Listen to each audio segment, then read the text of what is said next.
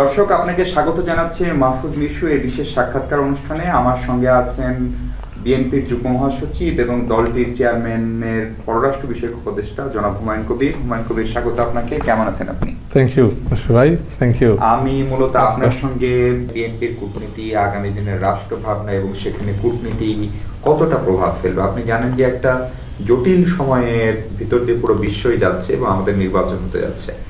ফলে বিএনপি যেহেতু আগেও সরকারে ছিল, ফলে বিএনপির কূটনীতি সম্পর্কে বাংলাদেশের মানুষের আমাদের একটা ধারণা আছে। আমার প্রথম প্রশ্ন হচ্ছে, বিএনপি যদি জনগণের ভোটে রাষ্ট্র ক্ষমতায় আসার সুযোগ পায় বা সরকার গঠনের সুযোগ পায়, সেক্ষেত্রে বিএনপির কূটনৈতিক দর্শন মূলত কি হবে? দেখেন, আমাদের কূটনীতির দর্শন কি হবে আমাদের ক্যাম্পেইনের প্রধান স্লোগানই নির্ধারণ করে দিয়েছে, সবার আগে বাংলাদেশ। তো আমাদের কূটনীতিক অ্যাপ্রোচটাও, our foreign policy position will be based on the national interests of the people of Bangladesh and how it benefits the sovereign national আমাদের টেরিটরি, আমাদের দেশের। বিএনপির পররাষ্ট্রনীতিটা তিন ধারায় নির্ধারিত হবে। প্রথম, এটা কোনো বিশেষ দেশের উপর গুরুত্ব দিয়ে, মানে it won't be country specific ও কান্ট্রি ডিপেন্ডেন্ট, কান্ট্রি সেন্ট্রিক আমরা যেটা বলি আর কি। It will be an independent foreign policy. Secondly, it will be multifaceted. আমরা ব্যালেন্স রিলেশনস মেনটেন করব, একাধিক দেশের সাথে আমরা বাইল্যাটারাল রিলেশনস করে তুলব on the basis of our national interest. And thirdly, it will be flexible. আপনি জানেন, আমরা যদি দেখতে পাই আজকের যে গ্লোবাল পলিটিক্সটা অনেকটা ফ্র্যাগমেন্টেড, অনেকটা সামওয়াট আনস্টেবল, আনসার্টেনটি সবসময় একটা রোল প্লে করে। সো ইন দ্যাট এনভায়রনমেন্ট একটা দেশের ফরেন পলিসি একটু ফ্লেক্সিবল হওয়া দরকার, so that it can always adjust, realign and rethink on the basis of its national interest in a very fragmented world affairs আর কি। BNP কি কারো কাঁধে ভর করে ক্ষমতায় যাওয়ার স্বপ্ন দেখছে, নাকি সেই চ্যাপ্টারটা আসলে ক্লোজ? আগে যা হয়েছে, বিএনপি এখন ইন্ডিপেন্ডেন্টলি একেবারেই বাংলাদেশের মানুষের উপর ভরসা করতে চায়, নির্ভর করতে চায়। BNP as a party is confident on the people of this country. As a Bangladeshi, as a political activist or political worker of one of the largest political parties, I would say যে বাংলাদেশের ইলেকশনের ম্যান্ডেটের জন্য বাংলাদেশের মানুষকে influence করতে হবে। 5 অগাস্টের আপরাইজিংয়ের শিক্ষা ন্যাশনাল ইন্টারেস্টের ভিত্তিতে আমরা ঐক্যবদ্ধ হইতে পারি, এটা হচ্ছে সব থেকে বিগেস্ট অর্জন। এটা কখনো বাংলাদেশে ছিল না। শেখ হাসিনার পালিয়ে যাওয়ার পরে এই পয়জনাস ডিভিশনটা বাংলাদেশ থেকে হ্যাজ বিন থ্রোন আউট। একটা দেশের সম্মান নির্ভর করে তার দেশের ন্যাশনাল ইন্টারেস্টের প্রতি, তার পপুলেশন বলেন আর তার মানুষ, মানে দেশের মানুষ কতটুকু ঐক্যবদ্ধ। এইটা যদি ফ্র্যাগমেন্টেড থাকে, এই দেশের সম্মান থাকে না। কোনো পলিটিক্যাল ক্লাস বা পলিটিক্যাল স্টেক হোল্ডার যে বাংলাদেশকে এটি গুলাম রাষ্ট্র হিসাবে মানে অন্যর উপর নির্ভরশীল করে মানে রাষ্ট্র পরিচালনা করবে, ইট ডাজন্ট এক্সিস্ট। যদি কেউ চেষ্টাও করে, they will be thrown out. তো প্রধানতম যে জিনিসটা হচ্ছে বাংলাদেশের মানুষকে কনফিডেন্স দিতে হবে এবং আপনার উন্নয়নমূলক প্রোগ্রামটা কি, how will you run this country. Bharat ইস্যুতে বিএনপির স্ট্যান্ড কি হবে, এটি একটি জিজ্ঞাসা। দ্বিতীয় জিজ্ঞাসা হচ্ছে, জনাব তারেক রহমান, যিনি এখন বিএনপির প্রধান এবং আপনার দল নির্বাচনে জিততে পারলে তিনি সংসদীয় নেতা হবেন কিংবা নির্বাহী বিভাগের প্রধান অর্থাৎ প্রধানমন্ত্রী হবেন, তাকে নিয়ে আন্তর্জাতিক সম্প্রদায়ের একটা অংশে বা কারো এক ধরনের সীমাবদ্ধতা বা নেতিবাচক ধারণা ছিল। গেল 17 বছরে সেটি আপনারা কাটিয়ে উঠতে কতটা সক্ষম হয়েছে? জামাতে ইসলাম প্রো ইন্ডিয়ান আমাদেরকে সাজানোর চেষ্টা করতেছে। আমরা যদি জামাতের রাজনীতি দেখি, এখন জামাত তো সব কিছুই ছাড় দিচ্ছে। এমন অবস্থা হয়েছে, এখন তার নিজের জুটে যদি কেউ সিট চায়, ওগুলো বাধ্যতামূলক দিতে হচ্ছে, নাই চলে যাবে। তো রাজনৈতিকভাবে লাস্ট 4 মাস যদি আমরা দেখি, Jamaat is made one blunder after another. তার জুটেও কোনো মানে স্থায়িত্ব নাই। It may collapse any movement. কখনো বলেন ওনারা নারীরা কাজ করবে এত ঘন্টা, 5 ঘন্টা অ্যালাউড না, মানে 5 ঘন্টা ম্যাক্সিমাম অ্যালাউড। তারপরে আবার বলে আমরা বলিনি, এইগুলো অ্যাকচুয়ালি আমরা মিন করেছি আরেক জিনিস। তারপরে আপনার তো কোনো স্থায়িত্ব নাই, ওনাদের পলিসি কি হবে, ইকোনমি কিভাবে রান করবে, আপনার পররাষ্ট্রনীতি কি হবে। তো এখন বলতেছে লোকজন আমরা আমরা আপনাদের মন্ত্রী কোন ধরনের মানে কারা হইতে পারে মানে অর্থনীতির দায়িত্বে বা কী ধরনের লোক আপনারা আনবেন। তখন উনি বলতেছেন না আমরা বাংলাদেশের সবাইকে নিয়েই করব। তো যত আপনি মানে কেউ কেউ বলে এখন এরশাদের পরে এই এরশাদের গ্যাপটা তারাই ফিল আপ করতেছে আর কি। এখন মানে সকালে এক কথা বিকালে আর এক কথা, তারা তো অনেক সার দিচ্ছে দেখানোর জন্য বিভিন্ন জায়গায় যে আমরা ভারতের সাথেও মানে একটা লিবারাল সম্পর্ক মেনটেন করতে চাই। বিএনপি তো এটা করতেছে না। বিএনপি তো পরিষ্কারভাবে হয়তো বলছি যে শেখ হাসিনা আর আওয়ামী লীগ ভারত বুঝতে হবে বাংলাদেশে এক্সিস্ট করে না। আর এই জিনিসটা যদি তারা বুঝতে পারে তাহলে ওই মাইন্ডসেটে তারা যদি আসে তাহলে সাম কোঅপারেশন ক্যান মানে would be in terms of we can discuss moving forward with some form of cooperation. But এখানে এটা হচ্ছে বেসিক একটা foundation for moving relations forward. আমরা কোনো দলের সুবিধাবাদী আচরণে মুঠেও কোনো সময় মানে আমরা আনস্টেবল হই না। আমরা মজবুত ভিতে রাজনীতি করি, আমাদের মজবুত ফাউন্ডেশন আছে এবং hour foreign policy position is very clear. এখানে ভারতকে ইমপ্রেস করারও রাজনীতি আমরা করি না, আমরা বাংলাদেশের মানুষকে নিয়েই রাজনীতি করি, বাংলাদেশের মানুষের আস্থা অর্জন করার জন্যই রাজনীতি করি। আমাদের আদর্শিক দিক থেকেও আমরা কোনো ছাড় দিচ্ছি না, ওই আদর্শকে রাখেই বাংলাদেশ প্রথম বাংলাদেশ এবং সবার আগে বাংলাদেশকে প্রাধান্য দিয়েই আমরা এগিয়ে যাচ্ছি। চেয়ারপারসনের ইন্টারন্যাশনাল অ্যাকসেপ্টেন্স বা সেটা নিয়ে আগে এক ধরনের নেতিবাচক প্রচারণা ছিল, সেটা কাটাতে পেরেছেন কিনা? চেয়ারপারসনের আসলে নেতিবাচক প্রচারণা হয়েছে থ্রু ইয়েলো জার্নালিজম। এইটা আপনার বেশিরভাগই ইন্ডিয়ান ইয়েলো জার্নালিজমে। এই ধরুন আপনি যে আগের প্রশ্নটা করলেন, বিএনপি ইন্ডিয়া কিসের জন্য তারেক রহমানকে ভয় পাইতো বলেই তো বাংলাদেশের মানুষের কাছে তারেক রহমান গুরুত্বপূর্ণ একটা শ্রদ্ধা ভালোবাসার স্থান, এর জন্যই ভয় পাইতো। এবং আমরা অনেক সময় ইয়েলো জার্নালিজম দেখতাম। তারপরে তো আপনার শেখ হাসিনার প্রপাগান্ডা আছে যেটা continuously she was feeding to India and elsewhere, ও চেষ্টা করছে। কিন্তু দেখেন তারেক রহমানকে সেন্সার করা হলো, ওনার মানে বক্তব্যগুলো সেন্সার করা হলো। তো সেন্সার করার মানেই কি যে একদিকে সে বলল কি তারেক রহমানের কোনো গুরুত্ব নাই বাংলাদেশে, তাহলে গুরুত্ব নাই, তাহলে why you need to censor his communication. গুরুত্ব পায় বলেই তো সেন্সার। তো ওনাকে আসলে জনসম্মুখে তোলার অপরচুনিটিগুলো অনেক ক্ষেত্রে রিস্ট্রেন করা হয়েছে। তো মানুষও ওনাকে দেখতে ওইভাবে পারেনি, আর উনি তো সরকারের রাষ্ট্রীয় কোনো দায়িত্বে ছিলেন না কখনো, সরকারেও ছিলেন না কখনো। So he was a victim of propaganda ওখানে। তো এখন আর যদি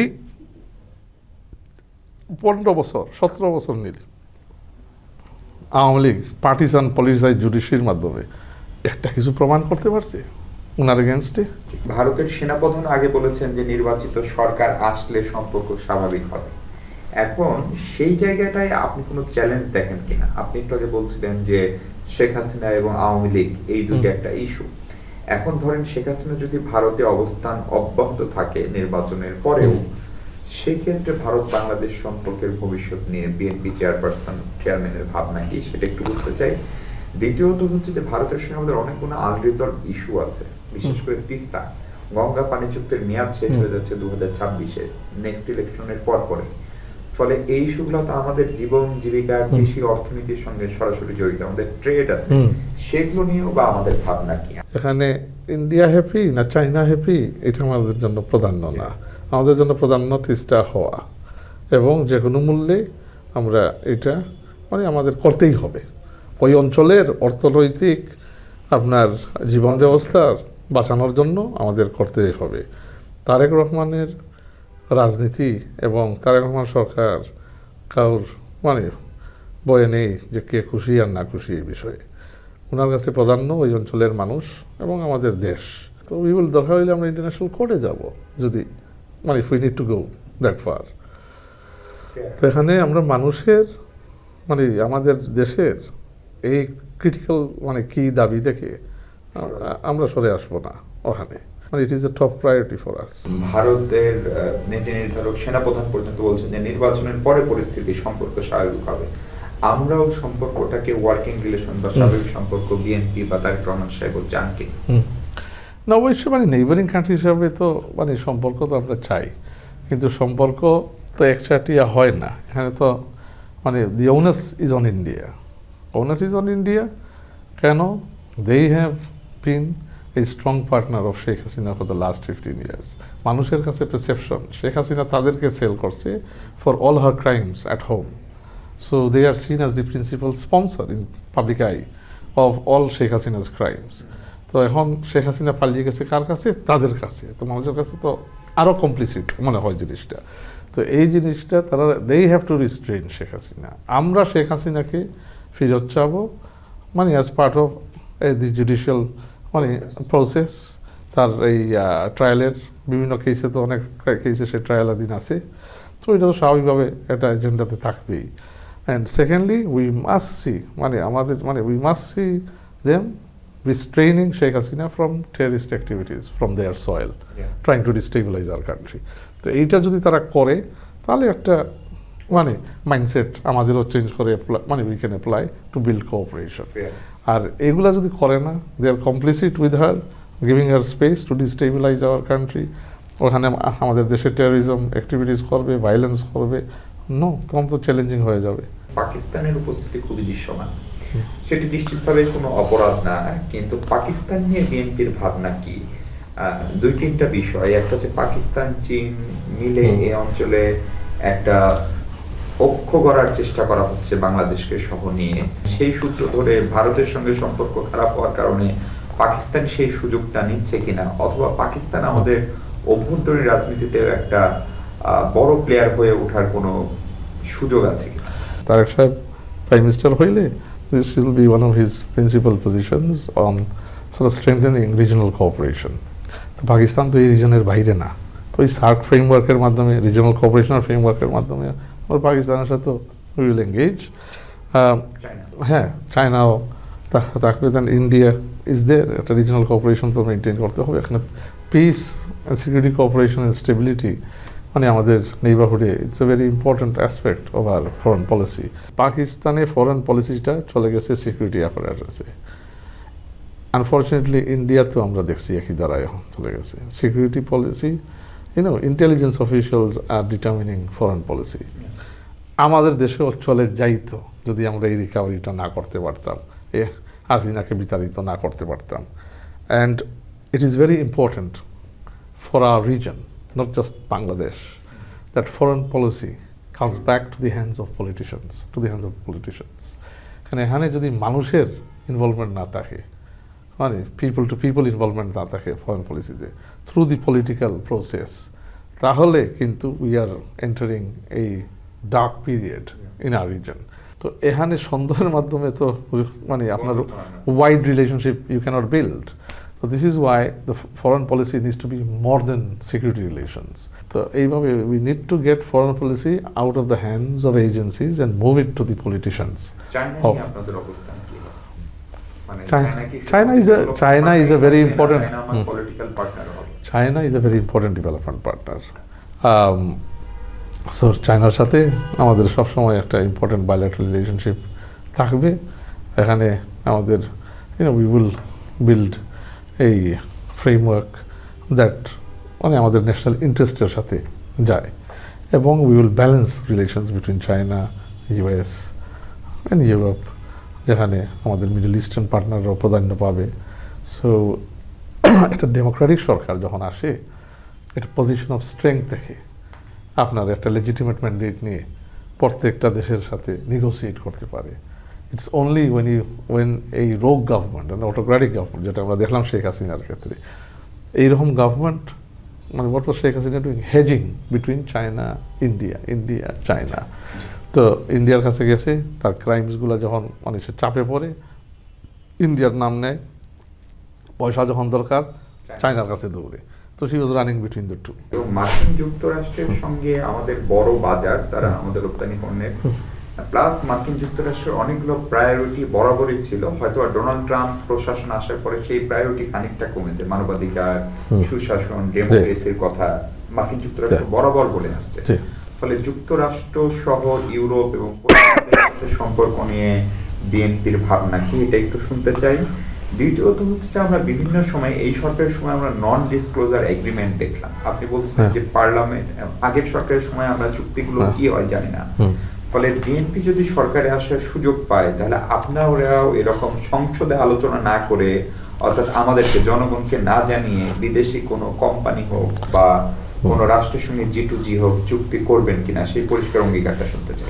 নন ডিসক্লোজার বলেন আর বিভিন্ন জিনিস ইন দি ডার্ক মানে আমরা শুনতে পাই আর কি হয়। বিএনপি সরকার ম্যান্ডেট নিয়ে আসবে বাংলাদেশের মানুষের ইনশাআল্লাহ, এবং ন্যাশনাল ইন্টারেস্টের ভিত্তিতে যে কোনো চুক্তি এটা পার্লামেন্টে ডিসকাশন হবে। পার্লামেন্টে ডিসকাশন হওয়ার পরে ইট উইল বি অ্যাপ্রুভড। তো আপনার এখানে মানুষের সামনে নিয়ে আসতে হবে any kind of decision that impacts the national sovereignty of the country and মানুষের যে আমাদের ইন্টারেস্ট যেখানে আছে, মানে মানে জনগণকে না জানিয়ে is at the center. আপনারা করবেন না। না, প্রশ্নই আসে না।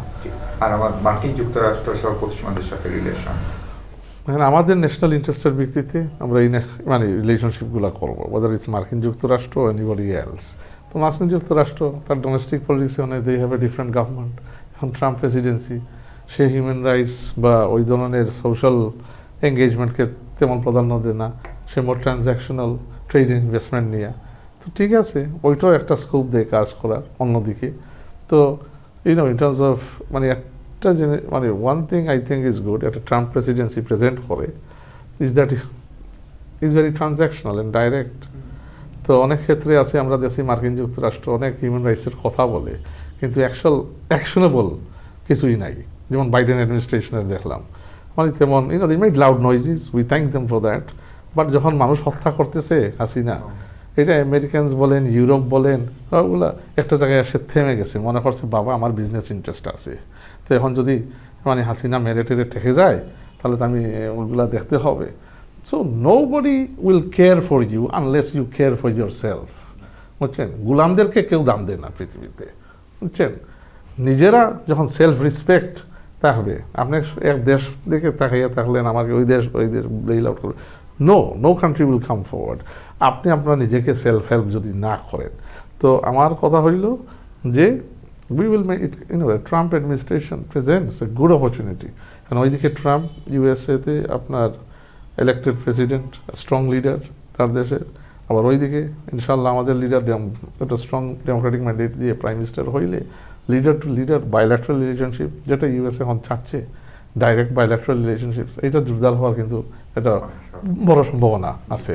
জামাতের সঙ্গে মার্কিন যুক্তরাষ্ট্রের সম্পর্কের ঘনিষ্ঠতা নিয়ে বিএনপি খানিকটা চিন্তিত কিনা, এটি একটি জায়গা। দ্বিতীয় জায়গা হচ্ছে হুমায়ুন কবির, আপনি দীর্ঘদিন বিদেশেও ছিলেন, আপনি জানেন যে আমাদের পাসপোর্টের মান ক্রমশই কমছে এবং অনেকগুলো দেশে বাংলাদেশের জন্য ভিসা বন্ধ হয়েছে, ইনক্লুডিং মার্কিন যুক্তরাষ্ট্র, এমনকি ভিয়েতনাম, থাইল্যান্ড ভিসা দিতে দেরি করছে।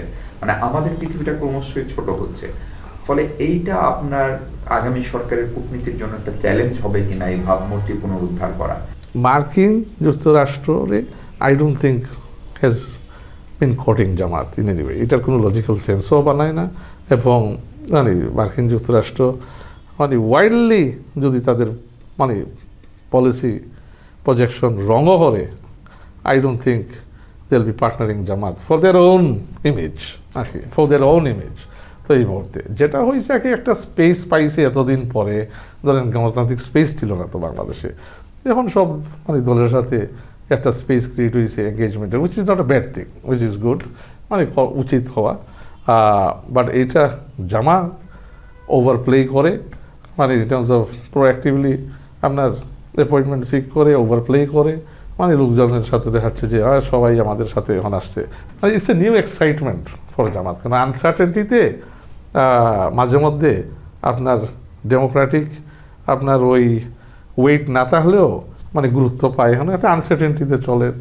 মানে তো দিস ইজ ইট। তো ইলেকট্রাল প্রসেসের পরে আই থিঙ্ক মানে জামাতের মানে কতটুকু মানে ক্যাপাসিটি এমাং দ্য পিপল, মানে কতটুকু অ্যাকসেপ্টেন্স এমাং দ্য পিপল ওরা বুঝে যাবে এবং things will play out as normal. মানে যে হবে ভিসা কঠিন হয়ে যাচ্ছে, পাসপোর্টের মান নেমে যাচ্ছে, ভাবমূর্তির সংকটে পড়ছে বাংলাদেশ, এটাকে পুনরুদ্ধার আপনাদের পরিকল্পনা? জি, আর ভিসা ভিসার, হ্যাঁ ভিসা না ওইটা তো ভিসার বিষয়টা আসলে দেখেন ওই যে আমরা আলাপ করলাম আর কি 15 বছর 17 বছর গণতান্ত্রিক কোনো প্রক্রিয়া নাই একটা দেশে, ন্যূনতম মানুষের রাইটসই ছিল না। গণতান্ত্রিক সরকার আসলে ইনশাআল্লাহ যখন আরও কার্যক্রম জোরদার হবে তখন এটা রিল্যাক্স করার একটা স্কোপও আসবে অ্যাট সাম পয়েন্ট। কূটনীতিও এখন পুরোপুরি নির্বাচন নির্ভর, মানে একটি নির্বাচিত সরকার আসলে কূটনীতির যা যা চ্যালেঞ্জ আছে সেটি কেটে যাবে। এই প্রশ্ন এই কারণে করছি যে আমরা তো এর আগে অন্তত 91, 96, 2001 এবং 2008 এই 4টা নির্বাচন নিয়ে সমালোচনা তুলনামূলক কম বা ভালো নির্বাচন। তারপরেও কি আমরা আসলে আত্মমর্যাদা, আত্মসম্মান এবং গার্ডস রেখে বিদেশিদের সঙ্গে দর কষাকষি করা, নিজের দেশের স্বার্থ উদ্ধার করা, সেটা খুব বেশি করতে পেরেছি? আগামীর বাংলাদেশ আমি মনে করি দেশপ্রেমিকদের বাংলাদেশ হবে। আর এই দেশপ্রেমিকদের বাংলাদেশে শাসন ব্যবস্থা আমরা আগে দেখছি, মানে ইলেকশন হয়েছে, ভালো হয়েছে, বাট উই ক্যানট সে যে 100% সব কিছুই ভালো হয়েছে। বাট একটা প্রসেস শুরু হয়েছিল, কিন্তু এটা অ্যাব্রাপ্টলি স্টপ করা হইল due to weak governance. I believe এই যে তো রক্ত মানুষ দিছে, হাসিনার মতো মিস্টেক কেউ আর করবে না। It is a wake up call to the political class of Bangladesh, এবং it will stand as an example of what can come if you misrule this country. 25 তারিখ ওনার ঐতিহাসিক রিটার্ন, মানুষের মধ্যে তারেক রহমান সাহেব, বিএনপির আর বাংলাদেশের মানুষের মধ্যে একটা বন্ধন হয়েছে, যে বন্ধন আপনার বাংলাদেশের মানে সভরেন্টি, প্যাট্রিয়টিজম এবং দেশ গড়ার একটা মানে গ্লোবাল ইনফ্লুয়েন্সিয়াল দেশ হিসেবে গড়ার একটা আপনার জায়গা এখন তৈরি হয়েছে। তো এখান থেকে আমরা শুধু এগিয়ে যেতে পারি ইনশাআল্লাহ। অনেক ধন্যবাদ হুমায়ুন কবির আমাদের সময় দেওয়ার জন্য। ভালো থাকবেন আপনি। থ্যাংক ইউ সবাই, থ্যাংক ইউ। দর্শক, এতক্ষণ আমরা কথা বলছিলাম হুমায়ুন কবিরের সঙ্গে, যিনি বিএনপি চেয়ারপারসনের পররাষ্ট্র বিষয়ক উপদেষ্টা। ভালো থাকবেন সবাই।